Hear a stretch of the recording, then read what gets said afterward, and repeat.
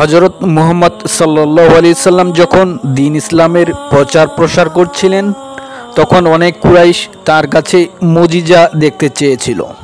ঠিক তেমনি তিনি একদিন দ্বীনের দাওয়াত দিচ্ছিলেন, তখন ইহুদিরা তার কাছে নবুয়তের সত্যতায় বাদশাহ জুলকারনাইনের ঘটনা সম্পর্কে জানতে চায়।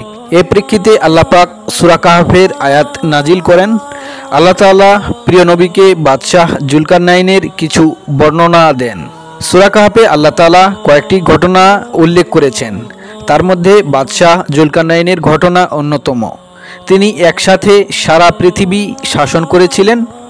তিনি শুধু একজন বাদশাহই ছিলেন না, ছিলেন আল্লাহর একজন মুমিন বান্দা। জুলকারনাইন কে ছিলেন, কোন যুগে ও কোন দেশে ছিলেন এবং তার নাম জুলকারনাইন হলো কেন, এ বিষয়ে অনেক অভিমত আছে। কেউ বলেন তার মাথার চুলে দুটি গুচ্ছ ছিল, তাই জুলকারনাইন বা দুই গুচ্ছওয়ালা আখ্যায়িত হয়েছেন। পাশ্চাত্য ও প্রাচ্য দেশসমূহ জয় করার কারণে জুলকারনাইন খেতাবে ভূষিত হয়েছেন। কোনো কোনো বর্ণনায় এসেছে যে তার মাথার দুই দিকে দুটি ক্ষতচিহ্ন ছিল।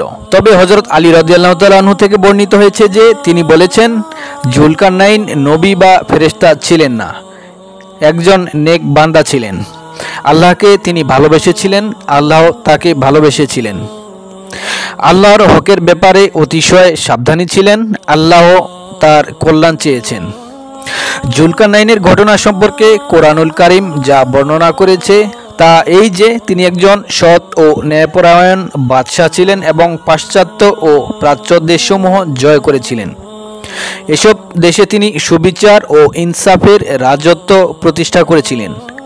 আল্লাহ তাআলার পক্ষ থেকে তাকে লক্ষ্য অর্জনের জন্য সর্বপ্রকার সাজ সরঞ্জাম দান করা হয়েছিল, যার দ্বারা তিনি রাজ্যসমূহ জয় করেন, শত্রুদের অহংকার মাটিতে মিশিয়ে দেন এবং অত্যাচারী বাদশাহদেরকে নিশ্চিহ্ন করে ফেলেন। তিনি দিগ্বিজয়ে বের হয়ে পৃথিবীর তিন প্রান্তে পৌঁছেছিলেন, পাশ্চাত্যের শেষ প্রান্তে, প্রাচ্যের শেষ প্রান্তে এবং উত্তরের উভয় পর্বতমালার পাদদেশ পর্যন্ত, যার দ্বারা সে দেশসমূহ জয় করেন, শত্রুদের অহংকার মাটিতে মিশিয়ে দিয়ে অত্যাচারী বাদশাহদেরকে নিশ্চিহ্ন করে ফেলেন। তিনি সারা পৃথিবীতে ন্যায় ইনসাফ প্রতিষ্ঠা করেছিলেন। কোরআন থেকে বোঝা যায় জুলকারনাইনকে আল্লাহ তাআলা শারীরিক শক্তি দেওয়ার পাশাপাশি রুহানি ইমানি শক্তিও দিয়েছিলেন। তার বিজয়াভিযানের পরিধি অনেক বিস্তৃত ছিল। তিনি একদিক থেকে পৃথিবীর পূর্ব প্রান্ত, অন্যদিক থেকে পশ্চিম প্রান্ত পর্যন্ত পৌঁছে গিয়েছিলেন। বিজয়াভিযানের এক পর্যায়ে তিনি এমন এক সম্প্রদায়ের নিকট উপনীত হন যারা পাহাড়ি এলাকায় বসবাস করত। এক বর্বর জাতি, কোরআনে যাদেরকে ইয়াজুজ মাজুস বলে উল্লেখ করা হয়েছে, সর্বদা সেই সম্প্রদায়ের উপর আক্রমণ চালাতো। এই নির্যাতিত সম্প্রদায় বাদশাহ জুলকারনাইনকে ইয়াজুজ মাজুজের আক্রমণের হাত থেকে রক্ষার জন্য আবেদন করে।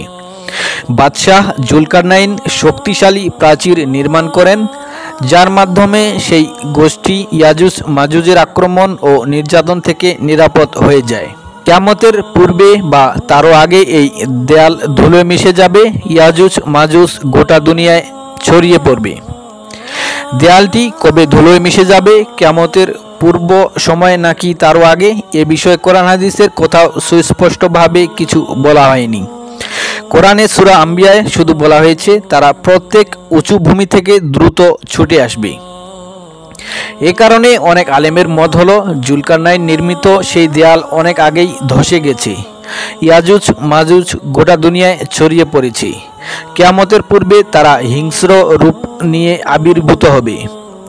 রাসূলুল্লাহ সাল্লাল্লাহু আলাইহি সাল্লাম আরও বলেন যে ইয়াজুজ মাজুজের আবির্ভাবের পরও বায়তুল্লাহর হজ ও ওমরাহ অব্যাহত থাকবে। বুখারী ও মুসলিম শরীফের হাদিসে আরও বর্ণনা হয়েছে, রাসূলুল্লাহ সাল্লাল্লাহু আলাইহি সাল্লাম একদিন ঘুম থেকে এমন অবস্থায় জেগে উঠলেন যে তার মুখমণ্ডল ছিল রক্তিমাপ এবং মুখে এই বাক্য উচ্চারিত হচ্ছিল, আল্লাহ ছাড়া কোনো উপাস্য নেই, আরবদের ধ্বংস নিকটবর্তী, আজ ইয়াজুজ মাজুজের প্রাচীরে এতটুকু ছিদ্র হয়ে গেছে।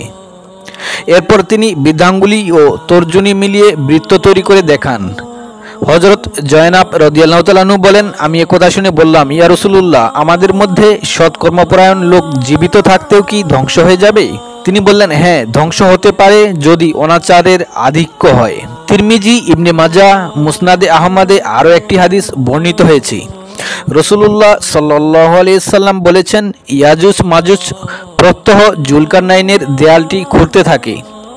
খুঁড়তে খুঁড়তে তারা এ লৌহ প্রাচীরের প্রান্তসীমার এত কাছাকাছি পৌঁছে যায় যে অপর পার্শ্বের আলো দেখা যেতে থাকে। কিন্তু তারা কথা বলে ফিরে যায় যে বাকি অংশটুকু আগামীকাল খুঁড়ব। কিন্তু আল্লাহ তাআলা প্রাচীরটিকে আগের মতো মজবুত অবস্থায় ফিরিয়ে দেন। পরের দিন ইয়াজুজ মাজুজ প্রাচীর খননে নতুনভাবে আত্মনিয়োগ করে। খনন কার্যে আত্মনিয়োগ ও আল্লাহ তাআলা থেকে মেরামতের এ ধারা ততদিন পর্যন্ত অব্যাহত থাকবে যতদিন ইয়াজুজ মাজুজকে বন্ধ রাখা আল্লাহর ইচ্ছা। যেদিন আল্লাহ তাআলা তাদেরকে মুক্ত করার ইচ্ছা করবেন, সেদিন ওরা কাজ শেষে বলবে, আল্লাহ ইচ্ছা করলে আমরা আগামীকাল অবশিষ্ট অংশটুকু খুঁড়ে ওপারে চলে যাব। আল্লাহর নাম ও তার ইচ্ছার উপর নির্ভর করার কারণে সেদিন ওদের তাওফিক হয়ে যাবে।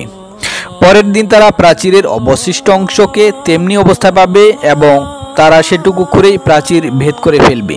আল্লামা ইবনে কাসির রহমাতুল্লাহ আলাইহির মতে হাদিসের উদ্দেশ্য এই যে ইয়াজুজ মাজুজের প্রাচীর খনন করার কাজটি তখন শুরু হবে যখন তাদের আবির্ভাবের সময় নিকটবর্তী হবে। কোরআনে বলা হয়েছে যে এই প্রাচীর ছিদ্র করা যাবে না। এটা তখনকার অবস্থা যখন জুলকারনাইন প্রাচীরটি নির্মাণ করেছিলেন। কাজেই এতে কোনো বৈপরীত্য নেই। তাছাড়া কোরআনে তারা ছিদ্র পুরোপুরি করতে পারছে না বলা হয়েছে, যা হাদিসের ভাষ্যের বিপরীত নয়।